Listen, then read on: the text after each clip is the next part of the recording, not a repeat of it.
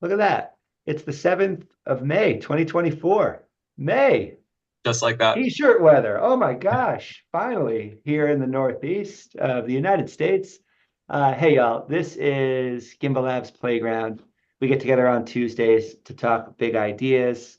We actually intended to end this season on May 21st, but there's just been so much interesting stuff to talk about that we'll extend it into June. How could we stop right now?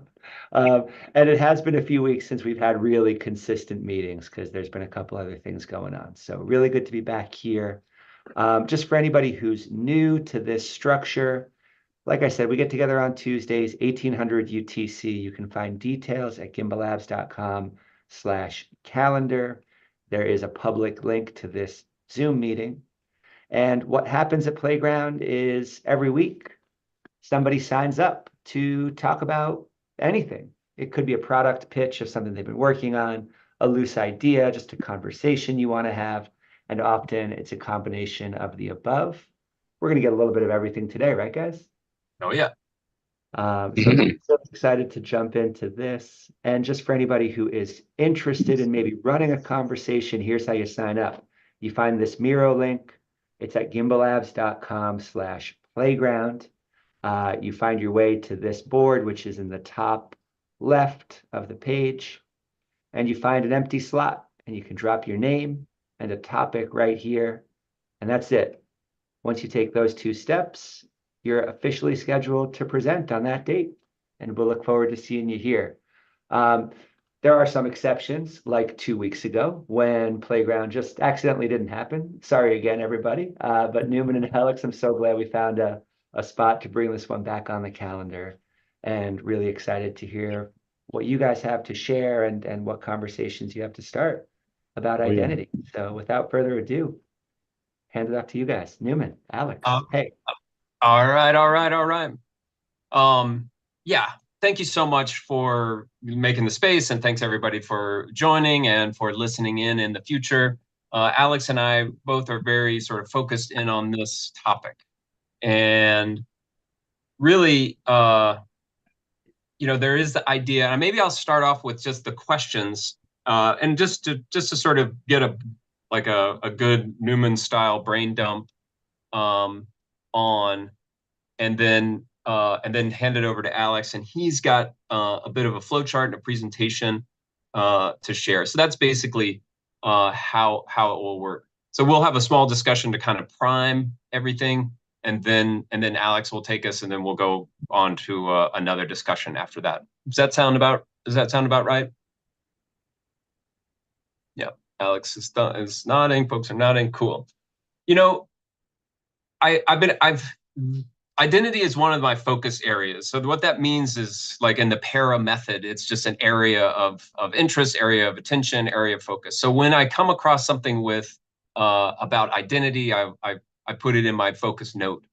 And one of the things that I collect are questions. So I'm going to read some of these questions, and while I'm reading them, if you come up with questions, or if I've hit a question that you resonate with, just sort of mark that, or we can have just a small portion of time to think about like your big questions around identity.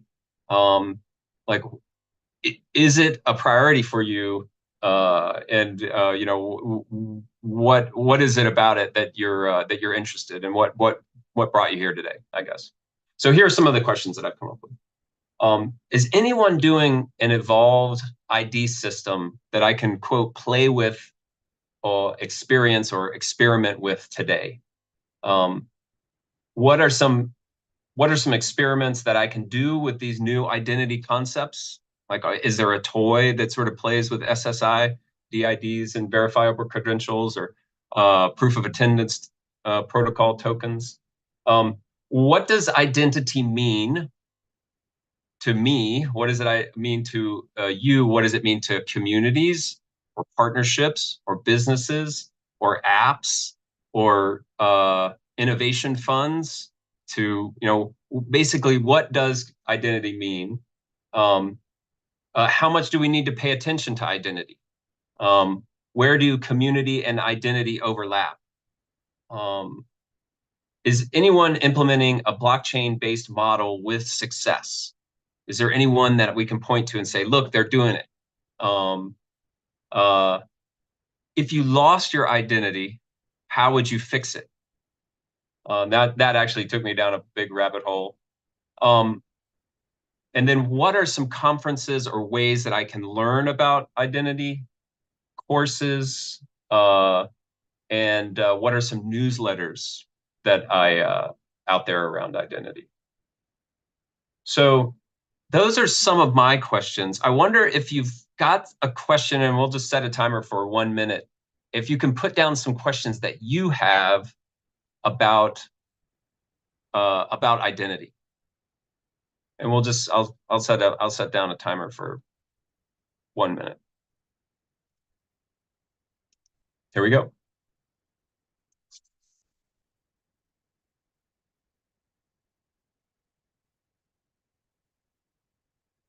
And you can put them in the chat, you can put them on the Miro board, or you can write them on a note, or you don't have to write them, you can just think about them.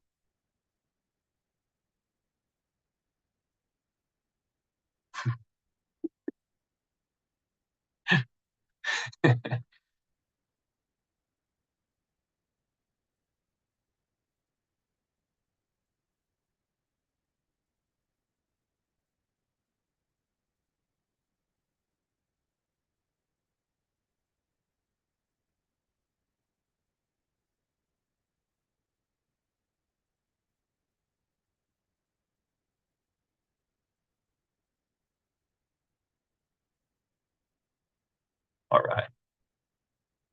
And then finishing up the thought, and we'll go from there.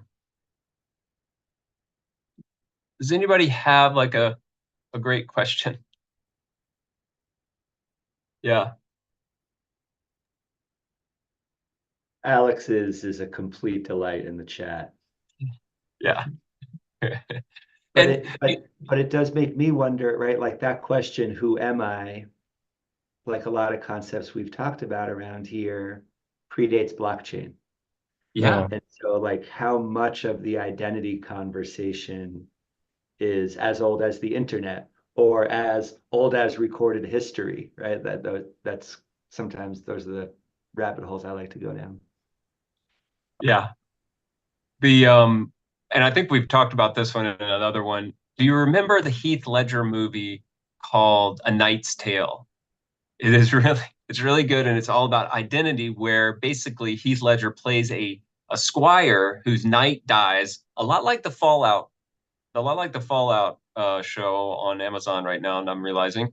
But he takes over the knight's identity, and he runs into somebody that helps him spread this sort of basically a false identity. It's identity theft. It's an identity theft movie that takes place in the Middle Ages, and it begs the question. Eventually he gets found out, and blah blah blah, and there's a love story and etc. Great, it's great. It's a great story, but who, yeah, who are you, and how do you prove it?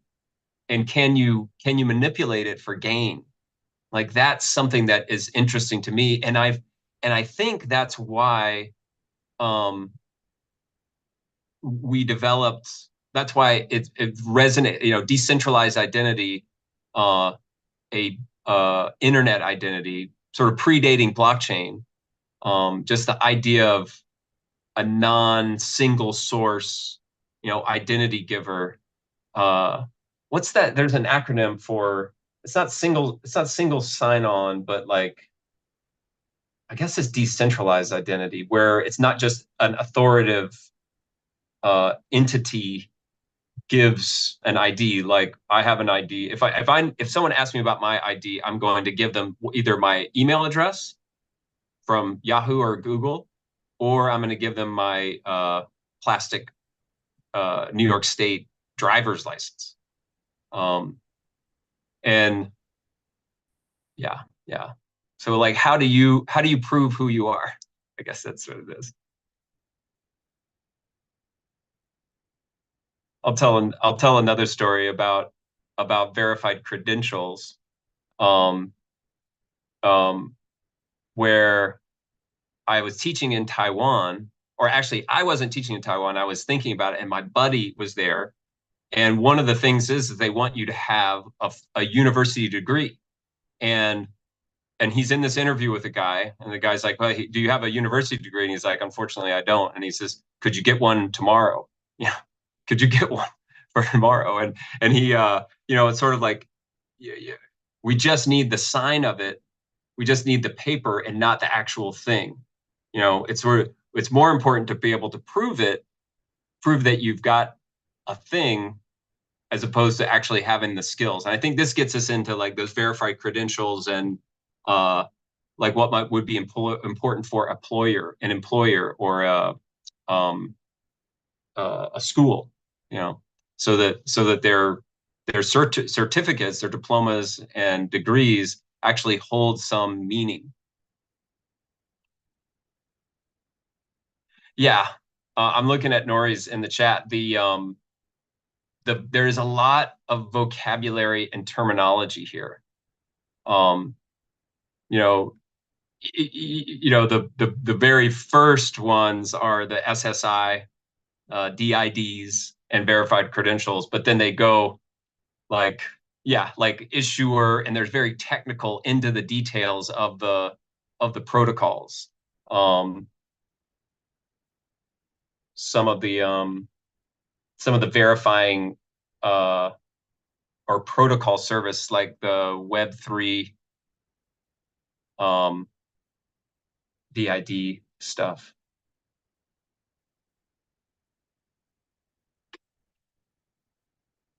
And is that something that everyone does everyone sort of have to like get over those the terminology, or do you feel like you kind of know the terminology? Like a POAP, a proof of attendance protocol, or soulbound. That was one of my favorites. It's like, what? Which is a token or something that you get, but it can't be transferred from you. So it's kind of like your permanent record. I very much like the question about the terminology, because the part of the presentation which I hoping to talks exactly about this sort of thing, because I'm fascinated, how even this word identity and the things that we talk about can mean so different things to different people, and how much the thing that I want to present is not like the things that are being discussed, and still it is called identity solution, or it has identity in its name. So coming back to the question that I posted on the Miro board, I do think it's true, because right now there's a lot of work is going in governance of Intersect and governance of other pieces of Cardano. People's kind of self-organize intuitively.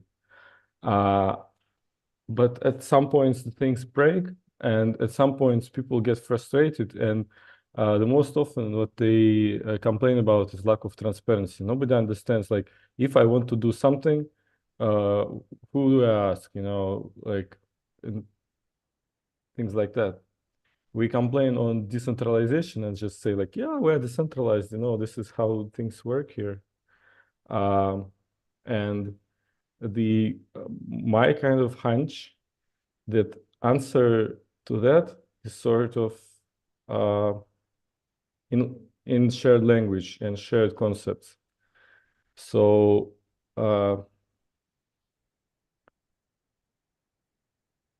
the idea I want to talk about, I just encountered it quite a while ago, but I didn't dig. I cannot pretend I understand like 1/2 of it, or like 10% of it.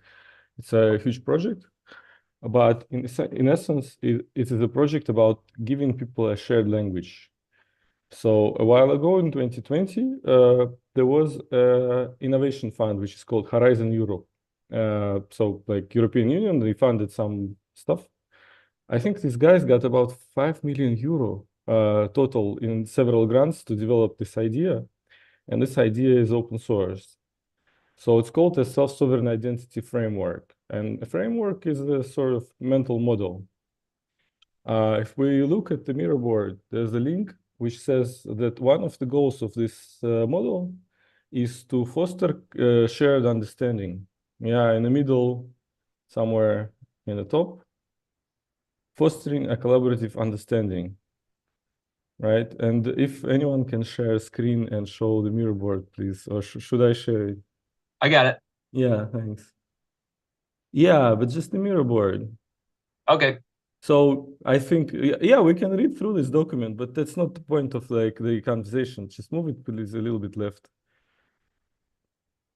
Yeah, James has hand up. Go ahead, James. I'm thinking about some of the questions I had when we had the minute to think about this, and I'm thinking about what Alex just said, and I'm thinking about what Nori has in the chat. Some of SSI feels very centralized. And I'm trying to frame my question, and maybe the best way for now is to compare it to other things I've experienced. So for example, we've talked in this space and in live coding about what it was like when smart contracts were coming online on Cardano, and there was this concept of the Plutus application back end, and because we didn't have full ability to understand what that meant, it felt like this black box. But then once we got inside of it and learned what was really necessary there, I think it felt simpler than a lot of people expected. And so is there any element of that in SSI? And I'm wondering, like Nori, when you say some of SSI feels centralized, is any of that feeling coming from the specialization of this information or the vocabulary, or are there, yeah, does this concept of like the impenetrable box play any role in that dynamic? No, it was more along the lines of there's a concept of issuer. So there's this one authority that issues a credential for something, and it's a centralized thing on that issuer. And then like I don't understand, like what if they go away or the school shuts down, or it's like, is everything still valid? How does that work? Like if they stop rotating their keys, what does that mean? Like there's like all sorts of stuff that relies on us trusting somebody for a key piece of information. So it feels like SSI is based on trust, where smart contracts and other things that we're building are kind of this permissionless, trustless space. And I just find that interesting. I'm wondering what kind of tensions or dynamics that creates when we try to merge the two. I want to kind of resonate on that because like just researching this theme, identity in the last week, and this self-sovereign identity framework this week, I kind of got this idea, which I don't know if how's like, and I'm curious what you think about it.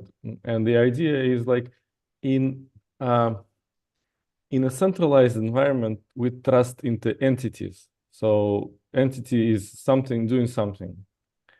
But in a decentralized environments, we trust into principles and into mechanisms.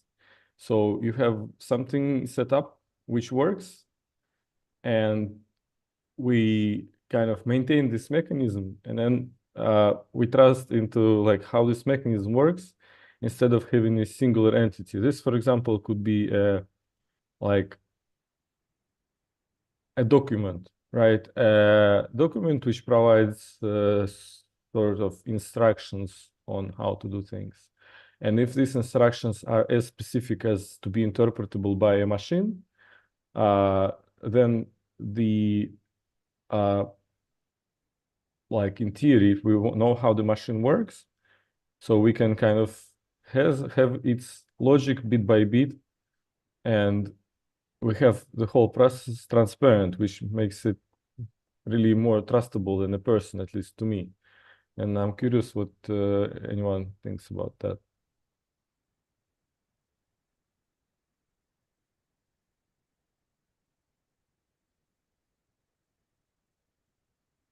Yeah, I rephrase it for a moment. To be honest, I went off into like a science fiction land.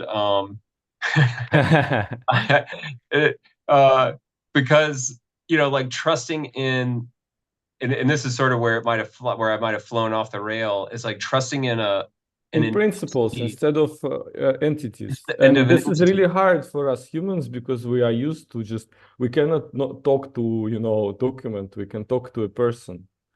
It's really unnatural. But the people, they are ultimately fallible and power corrupts and things like that, right? Mm-hmm. So what if, like, if we come from politics side, what if people support not the politician, right? And this is a big problem, right? In Russia, for example, it's like people vote with their heart, they choose the politician, but nobody reads their political program or things like that. So like, ideally, what if, like in theory, in utopia, what if self-sovereign identity means people, instead of trusting politicians, they trust into their what's it called, program, right? So what they promise. If any person reads this thing, and they make a valid judgment about the thing that the politician is promising, then we sort of don't need politicians anymore, right? It feels like it kind of like rolls into like that DREP thing where you're just focused in on a concept, or I want to vote for smaller government versus big government, and this DREP says I'm smaller government, and what that means, or like, and then you're just like I'm voting small government, and it's not about the politician, whichever politician comes up and just as one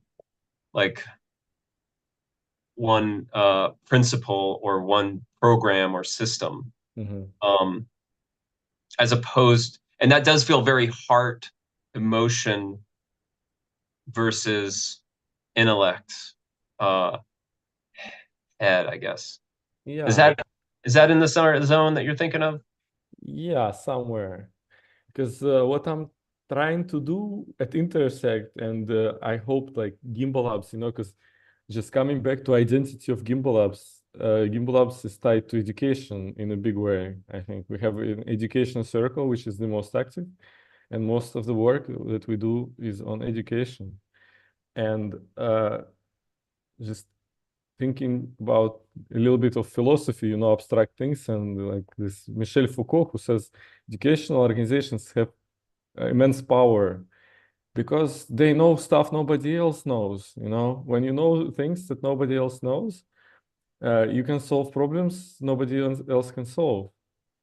And that's what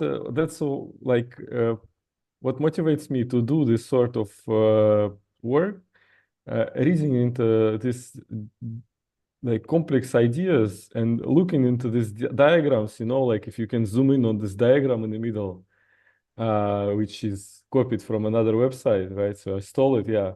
So you can see how complex this thing is, right? There's like, it's called in this SSI framework, it's called the world model. So what they say, like organizationally, anything consists of these pieces, right?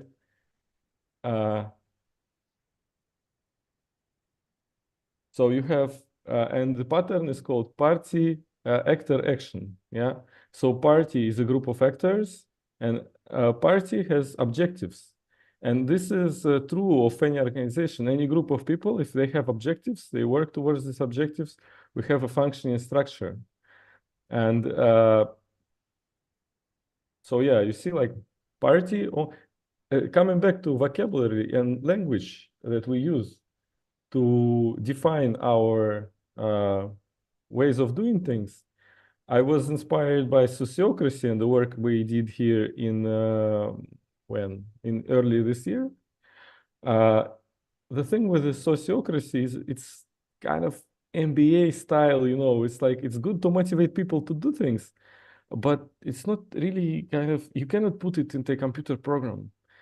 And I think this thing complements sociocracy really well in terms of how we can write computer program and what Norris said, how can you make self-sovereign identity interact with a smart contract? So a party can have a treasury and action, if you like scroll down a little bit, right? So action is a part of a party's knowledge. Policy is a part of knowledge of a party, and policy executes actions, guides execution of actions, right? So transaction with a smart contract is an action. So a party can have policies that guide the execution of transactions. And party is a concept from the self-sovereign identity framework. And smart contract can have execution of transactions can be actions in a self-sovereign identity framework. So this is a sort of maybe a little bit of vague and abstract answer to Nori's question about how can a self-sovereign identity interact with a smart contract. It's not a computer program yet, but looking, that's just trusting into the scientific process, you know, modern kind of way of doing things. Hopefully, this diagram was well thought through and it's programmable. It looks programmable. So it's one of the things that we could do here at Gimbalabs as an educational and research organization would be to apply this to a practical task and to try to build a SSI toy, SSI model of how let's say, like, let's be more concrete, how our circles have their own treasuries and how they can have transparent kind of set of guiding principles, a framework, a collection of knowledge, which includes policies which guide execution of how these circles allocate funds. So first of all, how they define fundable work. And second of all, how they allocate funds towards this work. It's immense work. It's a huge probably project because this framework is about maybe 500 pages of text. I just scratched the surface and I was able to use only this diagram with the like extension, which defines like these words, they don't mean a lot of their own, right, to us at the moment. It's just some words. But if you open the document, which I have in references part, each of these words, not this document, like if you scroll to the references, which you separated on the right, yeah, CSSF, yeah. So you can see each word. So starting with the circle, right? We have Gimbalabs circles. And you see the circle is defined in a language from this SSI framework. It's a party managing and governing objectives and knowledge. And then we can specify it further. So what is a party? What is an objective? What is knowledge? What is policy? What is managing? What is governance? And each word is defined using a rich vocabulary, which we can all share and use if we choose to study it a little bit. Right? I don't think we need to just invest a lot of time at the moment because these words, to me at least, they are pretty intuitive, and I just put this for inspiration for the people who are not familiar with these words in English. Because to me, at least, these words are like defined pretty intuitively, right? The policy is a set of rules.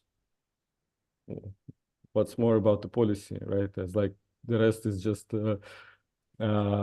sort of references to other pieces of this framework, right? And It's almost pseudocode. It's almost pseudocode. Exactly. That's why I'm so fascinated with this framework, because it looks programmable. In theory, if we spend enough time studying it, applying it to practice, we could probably build a self-sovereign identity framework and a self-sovereign identity computer program, which allows organizations to define their circles with their objectives and policies. And if you have a circle with its membership, like sociocracy demands, yeah? So here we have a circle as a party, which consists of either organizations or human beings. And the party is defined by its objectives.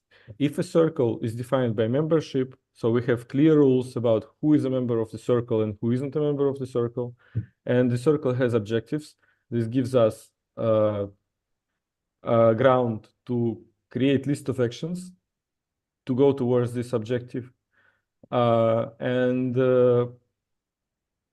then we can kind of provide scaffolding for other people which have unsolved problems, in particular with the point of organizations, you know, like how do we organize ourselves? How do we self-organize? We can provide software which could guide them in this process of building decentralized organizations. But this is untested and it's very theoretical. So unless we kind of, my suggestion is that we should do paper and pen testing of these things. I did myself, so I can share a document in which I used this framework to. Nori actually saw this document, and yeah, I will share it because it should be open document, I think. Share it in the chat here. Yeah, shared in the chat. So here I use this framework to plan out action for a transparency working group for Intersect for about 6 to 9 months. So I started with knowledge, if you can scroll down a little bit. So just knowledge is like, what do we know about this thing? You know, transparency, what is transparency? What is the policy, you know, and things like that. Yeah, then defining objectives.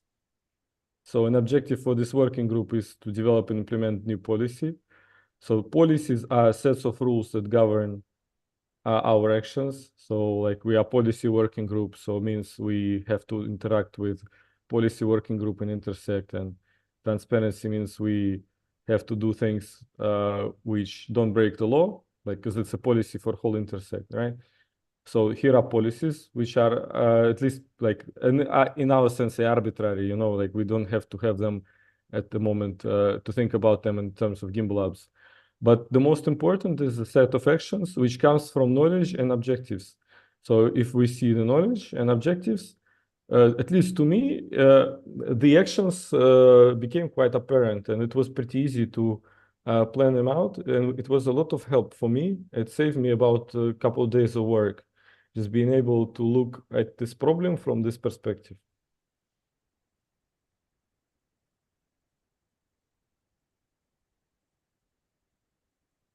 Yeah, so basically you're talking about creating a very specific identity or framework using this world model. Yeah. For organizations. I see like organization, human being, and non-human actor. Mm-hmm. Actor. Yeah. This party. You know, I like the very specific thing of it. But it does feel like, I mean, at this sort of level of complexity, it feels, you know, complex. It's sort of like we need to create a toy or some, because I'm trying to think of, do I think of myself, like, for instance, I join a school, like I sign up for the Plutus PBL, and and now am I an agent of that party? The party All is right, let's think about that. It's a cool exercise. So you are a learner at Gimbalabs. Yeah. A learner is definitely an actor. I don't think there would be any objections, right? Actor. And the learner is, so party can be made of one actor, right?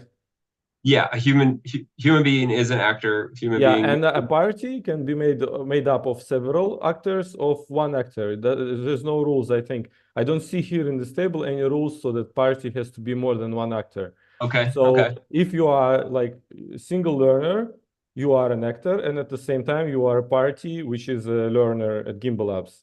So your objective as a party is, what is your learner's objective when you join Gimbalabs? What do you think? I don't know. Right. So meaning that as an actor in this party, there are objectives that I take Yes. on. So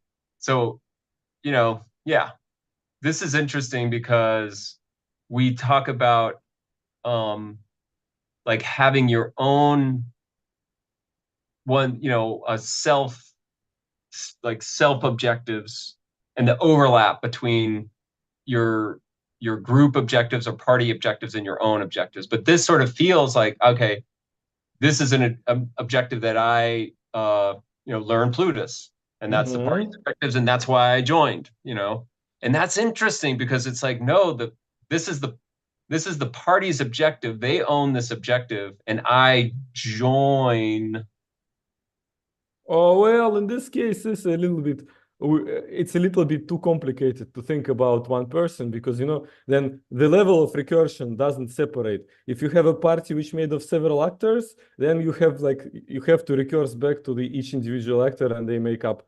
But the thing is so it looks like a party is made of other parties and party is not made of, so only party that is made of actors is one actor party. And then all other parties are made of one actor parties because actors have their own objectives. I'm gonna do a timeout. It's it's game one of the Knicks Indiana playoffs. And Juan is in the room, so we definitely it's been 25 minutes, so we definitely want to have a little stretch break for those that are tuned in. And I'm just doing a very quick stretchy break. And basically, because I'm also researching these principles of co-collaboration. Where is it? Hold on. Where is it? Hold on. Dun, dun, dun, dun, dun, dun. Enables offer participation. So this autonomy and collaboration seesaw is just sort of stuck in here. No one ever really talks about it, but it basically says a simple machine, the lever, as autonomy goes up, collaboration goes down.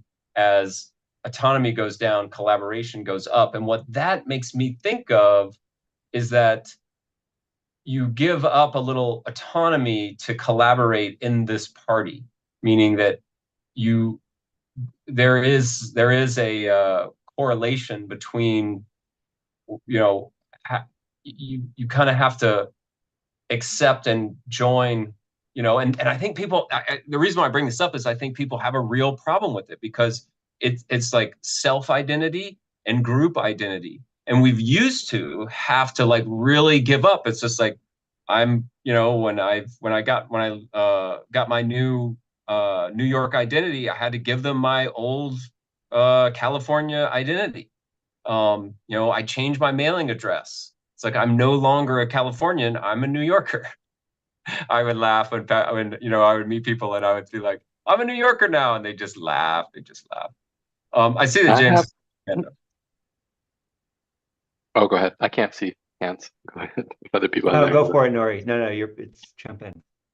I just wanted to comment. Something viscerally reacted when you had that collaboration versus autonomy as two different ends of a spectrum. Yeah, yeah. Something inside of me says that's wrong. They're not mutually exclusive. Yeah. This is what I disliked about sociocracy.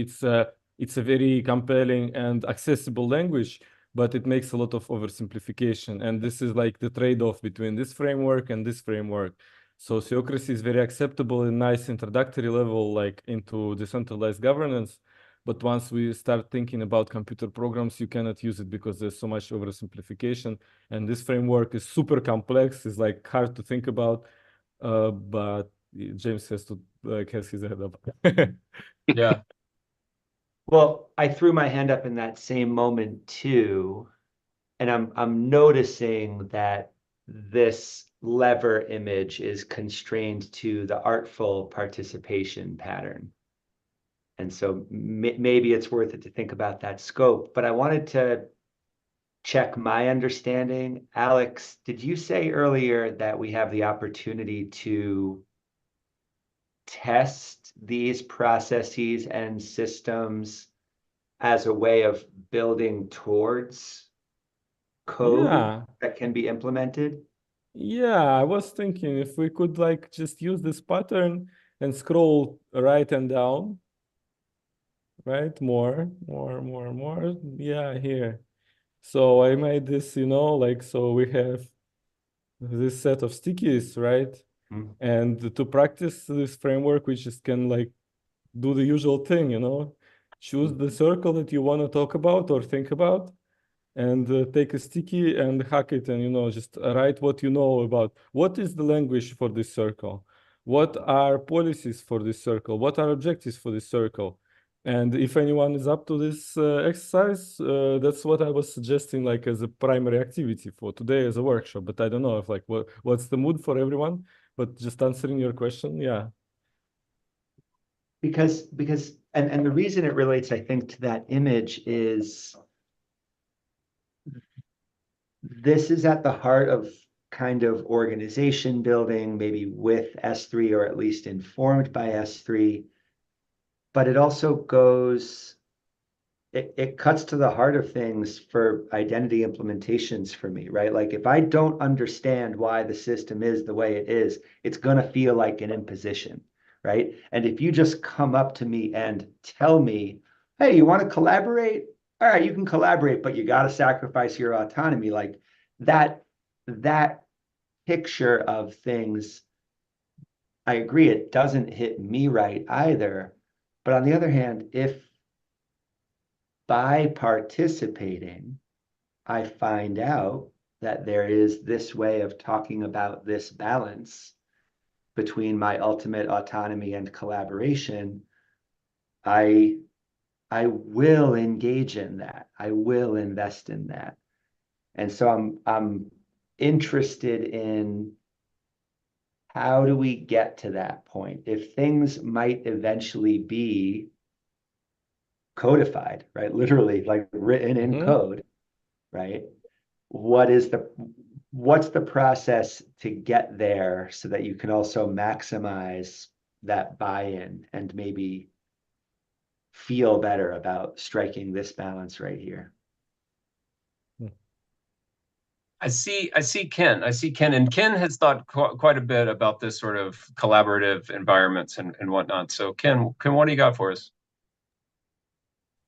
Like when you're talking about collaboration, what is it that you're really talking about? I think it has a lot to do with efficiency and the composition of work. And so like the idea is you don't want to duplicate work. And so when you're collaborating, you want to be able to split tasks between different actors. And you want to be efficient. You don't want to have people doing the same thing at the same time. So like you want different people to be able to contribute different pieces that fit together. And the idea of them fitting together. So like you need some protocol for how you fit two different pieces of work together to build a comprehensive whole. Yes. I also had a very visceral reaction to this, and I think I may have even asked the people at the S3 community about it. But it does have it crosses over to identity, because when we are working in a protocol, and that means like we're working in concert or we're fitting pieces together, like you kind of have to have the protocol.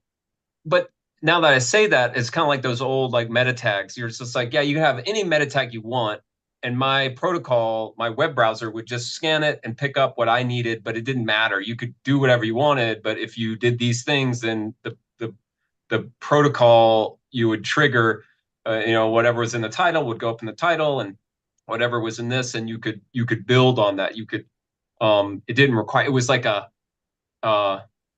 was guardrails, but expansive. So it's kind of like the semi-permeable membrane of what a web page was. And so like perhaps, and I know Nori has thought quite a bit about this, like open data. And I feel like SSI and DIDs are kind of like open data identity, metadata for a person or an actor, or an organization. So yeah, I did have a visceral reaction to it, but then I was like, oh no, it's more like a game where you have to accept the guardrails of the thing. It's just like, yes, I can play my instrument. However, like, and now I'm flipping metaphors, but like you're in a band and you're like, oh, I can play my bass. However, but if I play it in the wrong time, collaboration is gonna suffer. That's kind of how I made it truck. How I made it sort of fit. But I'm very curious to see how we sort of work with this image, because I think it has something to do with identity. I see Harsh's got. Okay. Oh, or Ken, do you want to follow up? I just had one small thing to say. Like, there's the other side of the coin too. So like, you might want to follow the guidelines and so that you fit in with the group, but there's also situations where maybe you see something that you want to do a totally different way, and other people may catch on later that that's a good idea, or maybe it's just an experiment that you want to do. So like, there's a good rule for being completely autonomous in something, as well as collaborating, because you get something out of the group interaction when you collaborate. Yeah, it gets down into group dynamics and systems, and systems change, and it's like, oh yeah, well, we all have this great habit, but the habit sucks, and it really doesn't get us where we want to go. How do you change the habit? And in my mind, it's sort of like the collaboration goes down. You're no longer fitting with the group, and you become autonomous. I'm here in the East Village, which is like a home of like punk rock and really game-changing kind of activity. But of course, they all kind of look the same from a certain point of view. Harsha's got his hand up. Yeah, and I was just thinking about the same thing, autonomy and collaboration. In a lot of situations, I feel like we set up our own guardrails. So we are willing to, like, you are deciding how much autonomy you'd have in the process. So I feel like it'll be slightly easier as opposed to someone else deciding how much autonomy you get. Right. This goes back to like what James was saying. It's like, it's nice if we set up our own autonomy. Ooh, and I have a story about this. It's nice when we set up our own autonomy, and that somebody is not telling us the rules of our game. You're like, no, it's my game. This is my time. I have autonomy, and I can choose. This goes back to the world model that Alex brought. It's just like, I can choose to accept that objective, but then there's that seesaw point of like, when I'm following my own objectives and not the organizational objective. I'll tell you this is one story about playing golf. I used to be a golfer, and in golf, you hit this little ball and you count up the number of strokes, and other people that play against you or play with you, and they count up their strokes. And this was not working out for me. I wasn't a great golfer. Like pretty much everything else in my life, I was a 89 student. I was a B+ student. I could never really get any better than that. And even if I tried, I couldn't get lower than that. I was stuck. So what I started to do was I stopped counting by their rules, and I counted my rules. And I won a point if I was playing from the short stuff. Oh, and if I lost a ball, that was bad. So I was real risk averse. I was always hitting a little lower club. I was always going easy. but I didn't care. If I took 5 strokes, 10 strokes to get to the cup, I was happy. I was just like, oh yeah, I played on the short stuff. I was totally chill. I wasn't straining. I was just like, so basically that story is about making my own rules. And it didn't piss off anybody too much, because I could still sort of play, but I could have said, oh, my rule is to mess with the other players or to make a big loud noise, so there's some rules, there's some autonomy that doesn't screw with the collaboration, but when, so it might not be this single dimension, but there's like what is healthy autonomy, and is there I guess the question would be, is there such a thing as healthy autonomy and unhealthy? Ooh, I see Nori's got his hand up. Yeah, that's made me think that when you have roles and very clear boundaries, that this is a circle we're all playing and this is what we're trying to accomplish. Here's a role that has these specific, it's kind of the smaller scope, but within there, give them total autonomy. And then you're not stepping over other people or interfering because you've assumed this role, and hopefully nobody else is trying to do the same role. And then where there's friction, where it does step on other people, I think that's a lack of clarity rather than ill intent usually. And so maybe another access would be, if you increase clarity, then you can increase the autonomy as well as the collaboration at the same time.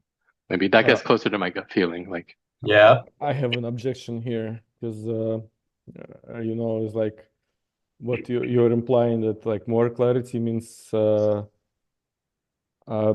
collaboration and less conflict, but just studying conflict as a phenomenon and studying conflict resolution, going through training with Matthias about a year ago or so, I don't think it's gonna work, because more clarity, just people won't read, everything, because we have like our boundaries of our input is limited. Just instead, having conflict resolution mechanisms is recommended, because conflict is inevitable, always will arise, and just being able to turn it into productive endeavor is really important. oh, absolutely. But I would argue the output of that conflict resolution is greater clarity in that specific place where there was conflict. Like, you're going to agree that, oh no, that's my task, not yours. Or, it depends on okay, what you I will keep define you by updated. clarity. All right, like it's all in the definitions. What is clarity then? Because this is not Yeah, sort of I'm using it in clarity. the sociocracy sense that All right. we're clearly defining roles. But that, like, my point is, like, you can, like, clarity means you can do it first and then it won't happen. So, No. all right. In the sociocracy, clarity is something that's continuously improved over time.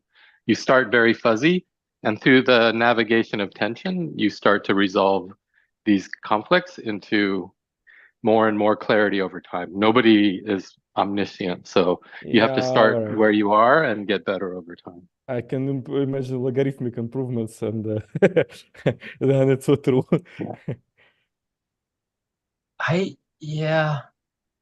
There in the keep going. Like if you have a conflict and the conflict isn't resolved, then you can think of that as an opportunity to diverge and work into concurrent experiments.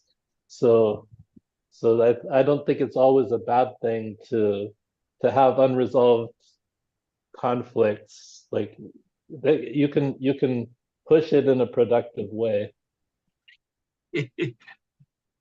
Yes, yeah, and that's actually that is an S3 thing. And Mix, I see your hand up. I don't want to get too far off, but just to sort of roll this back to identity, that as an autonomous actor in an organization or as in a party, like, we're going to have our own sort of thoughts and objectives and our own experience. That's part of our identity, and being able to resolve them in a productive way where we keep the party together and move towards the objective is a sort of paramount.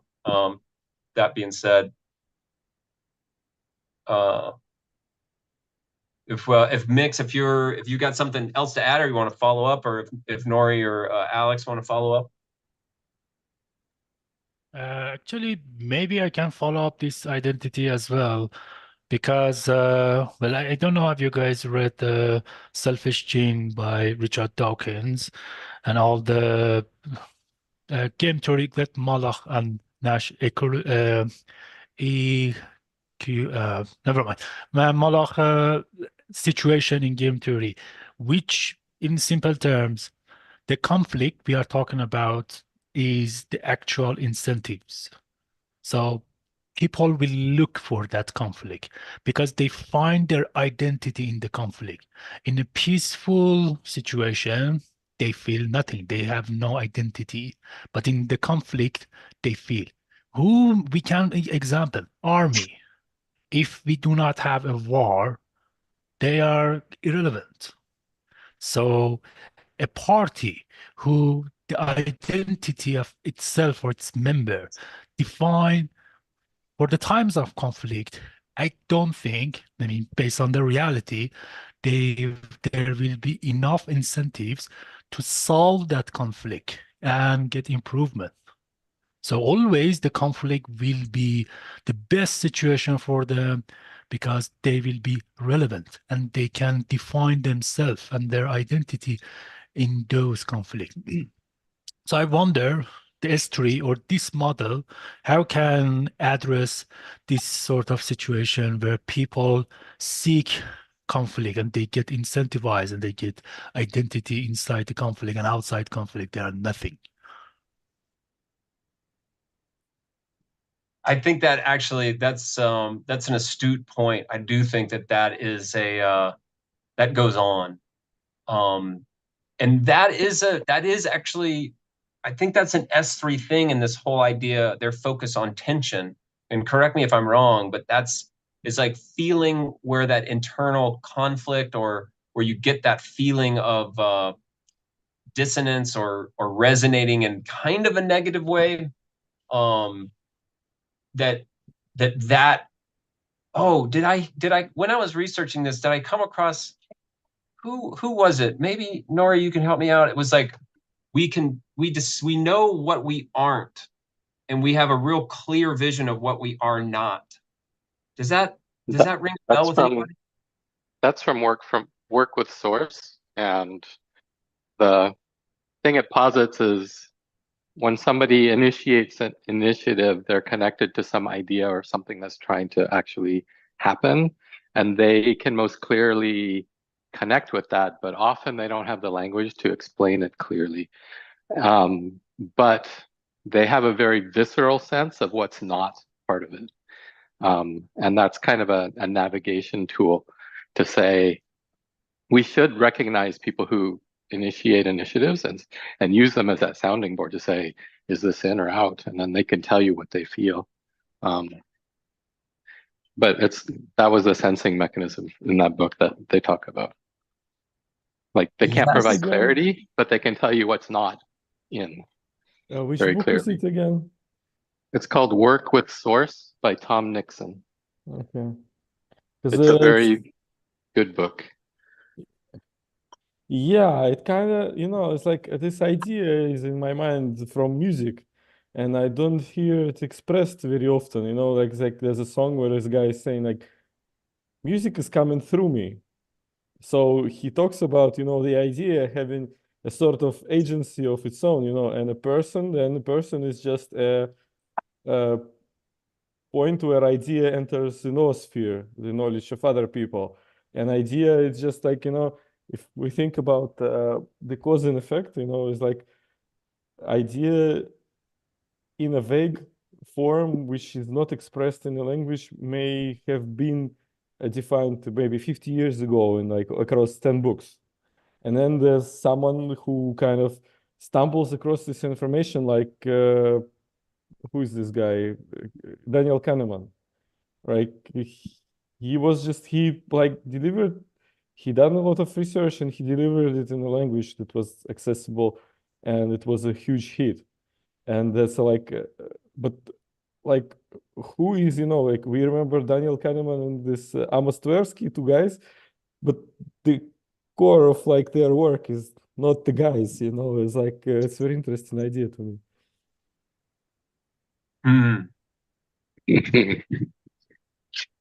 I like that. I like that idea of, and let's bring this into the model. Hold on just a second. Like the knowledge of knowledge and the actor. So the knowledge of things, actor can access that knowledge.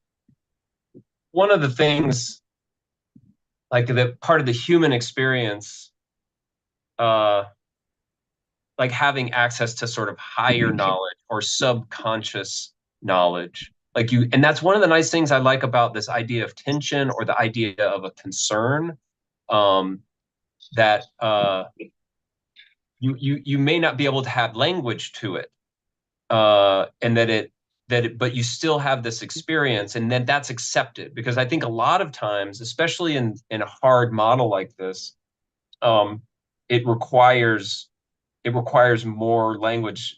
Just having a vague feeling about something. It's kind of like in Star Wars, where Han Solo says to 3PO, "Never tell me the odds."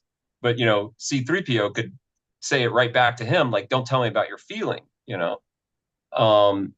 So there's sort of a feel that dynamic, machine versus human in the identity, like, because and this might be a big point. It's like as we try to replicate our identity mechanisms or how we develop trust as groups of humans, and we try to, get a collaborative machine or mechanism in this area to help us as we scale, as we, create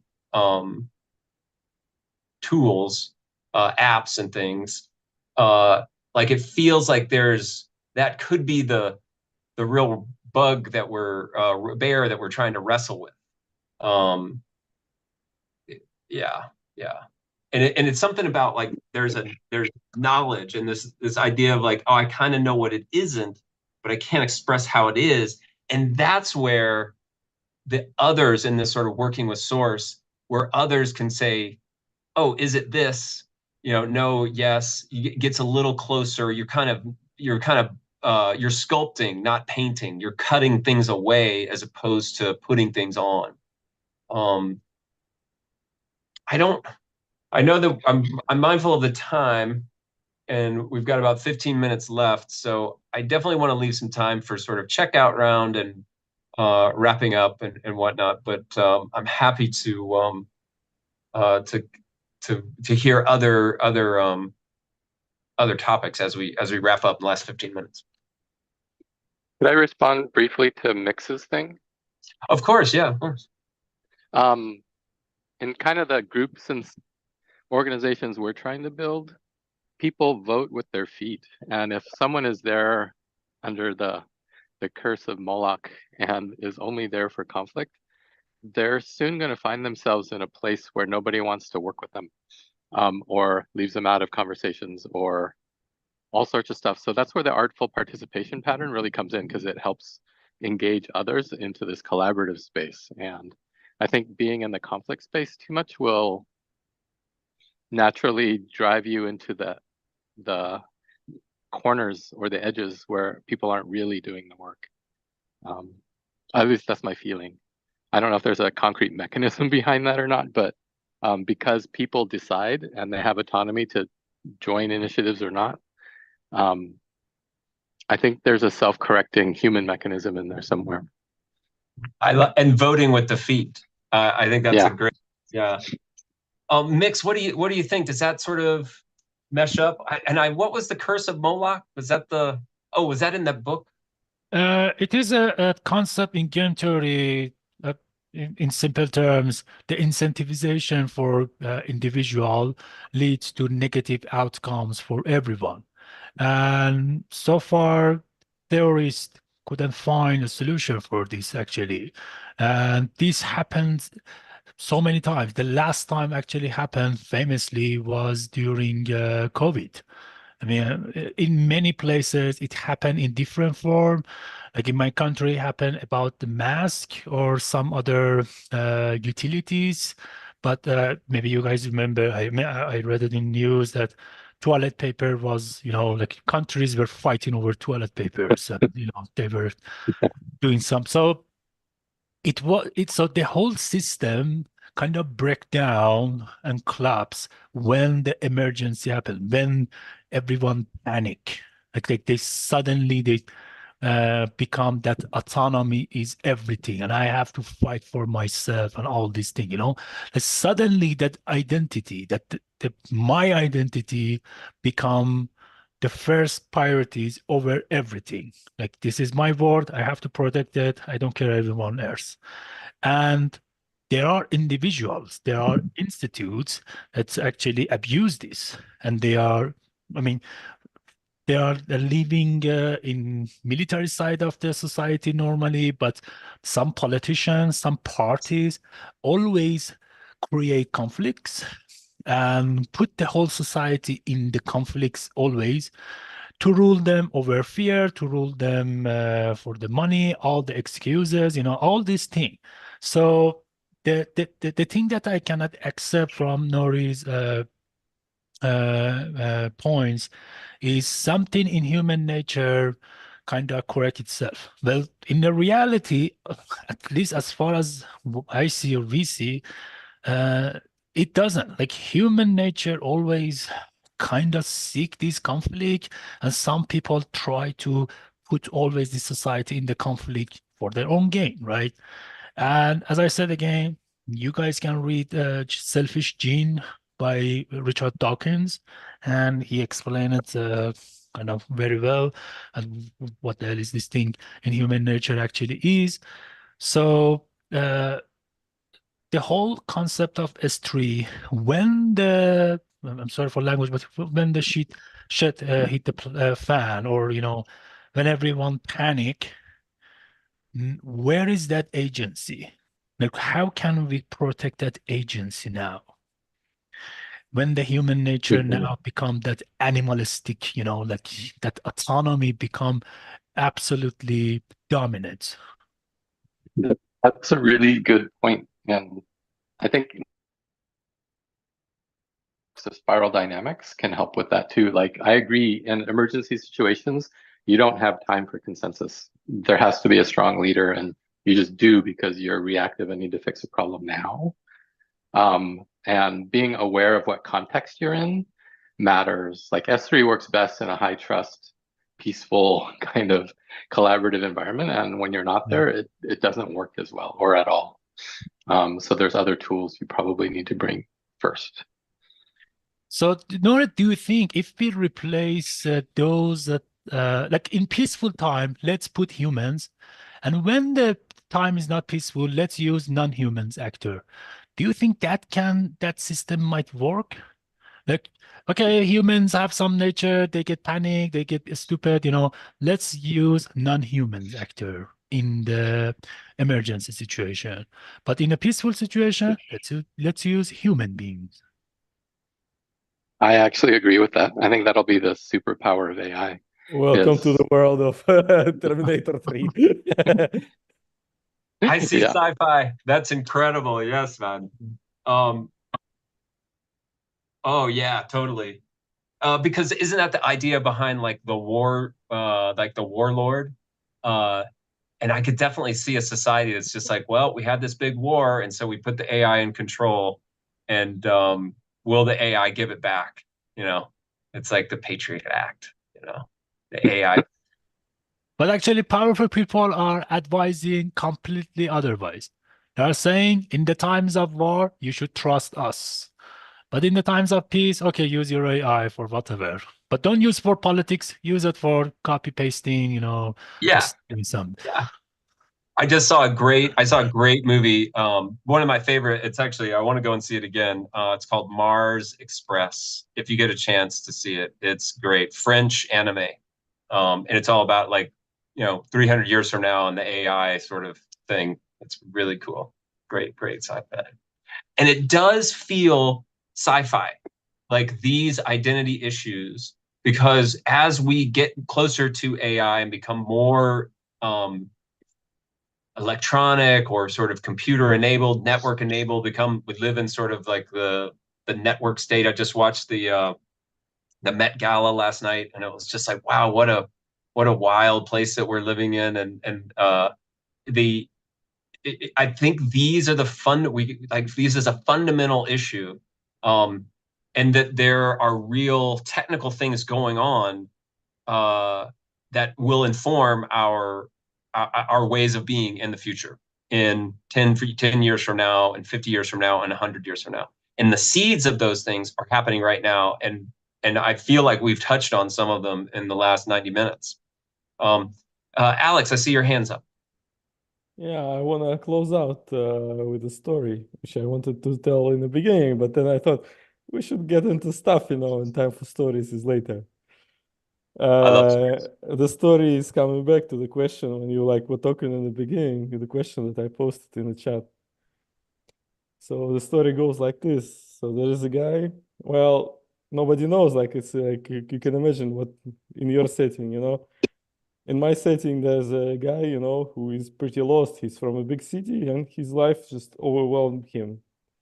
So we have, in Russia, this revival of New Age and things like that. And so he's coming through, what's it called, like in Tibet, and somewhere he comes and he sees an ashram.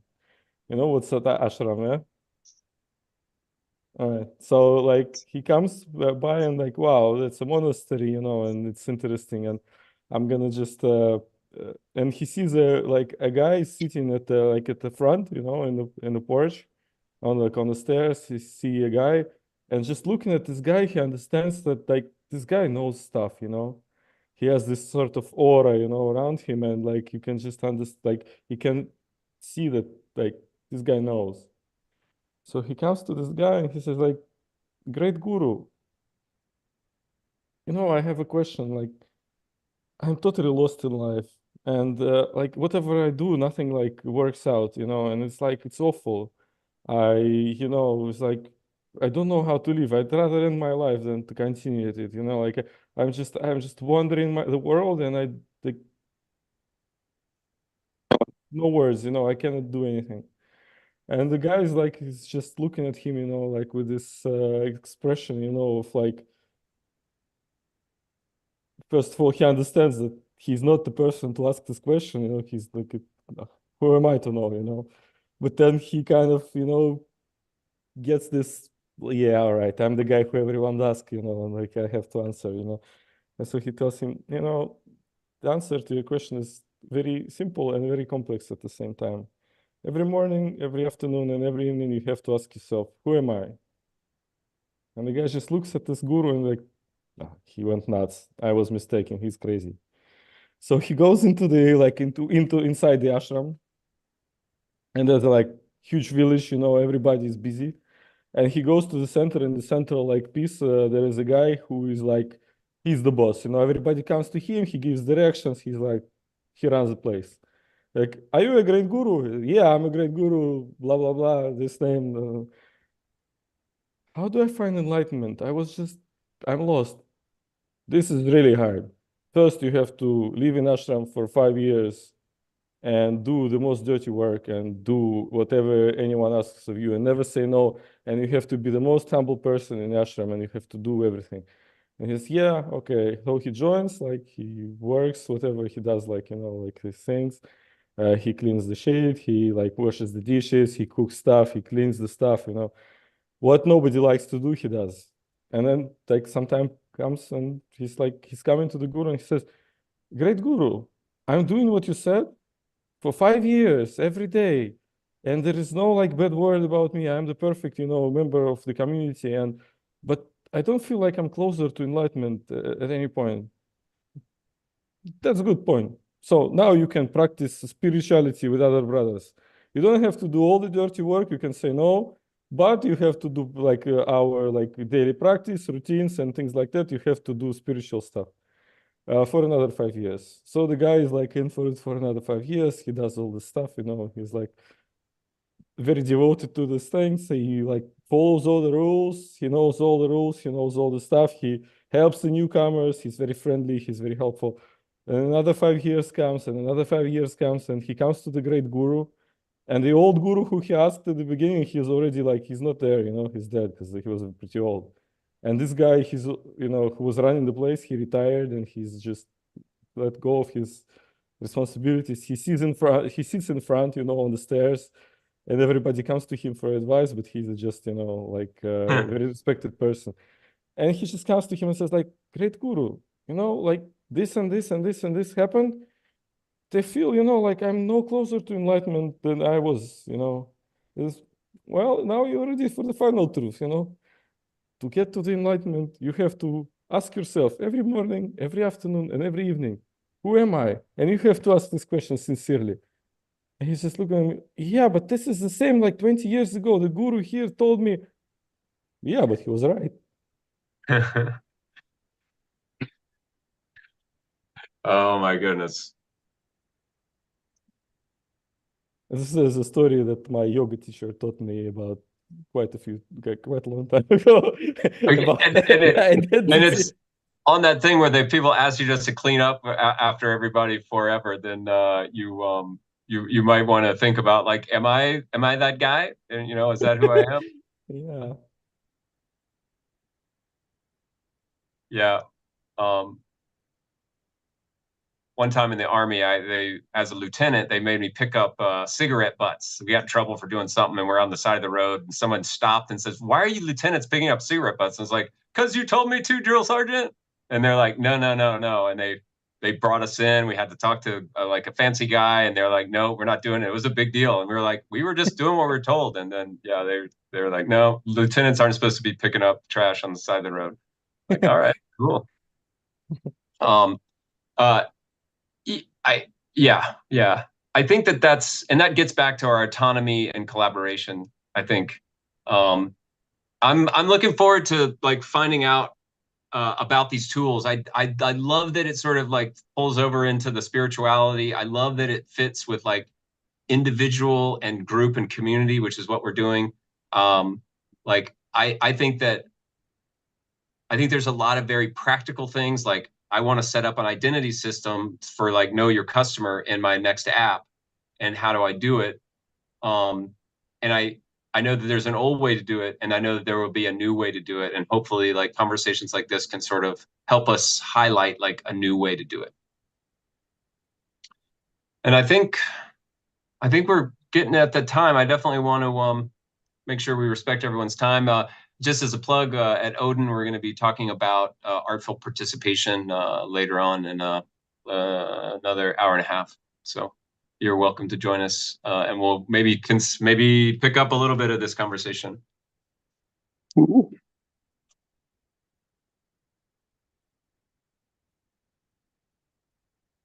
All right. This feels like the incremental work. Incredible, guys. Yeah. Thanks for hosting. It's good. I've got a bunch new. I'm definitely going to read The Selfish Gene. I think that's that I run into people that are sort of thrive on conflict. I'm not that guy. I'm really conflict averse, and I like the S3 sort of like, oh, it's okay to have a tension, and there's an artful way of bringing it up, and you know, but now I'm like, oh, well, what in me like looks for conflict, and how does that inform my identity, and etc. Yeah. All right, y'all. Should we sign off? Any last words, James? Sounds good. If anybody's watching this video, we do this on Tuesdays, 1800 UTC. Drop by, and see y'all tomorrow for Open Spaces. All right, y'all. Bye. Take care, everybody. Thank you.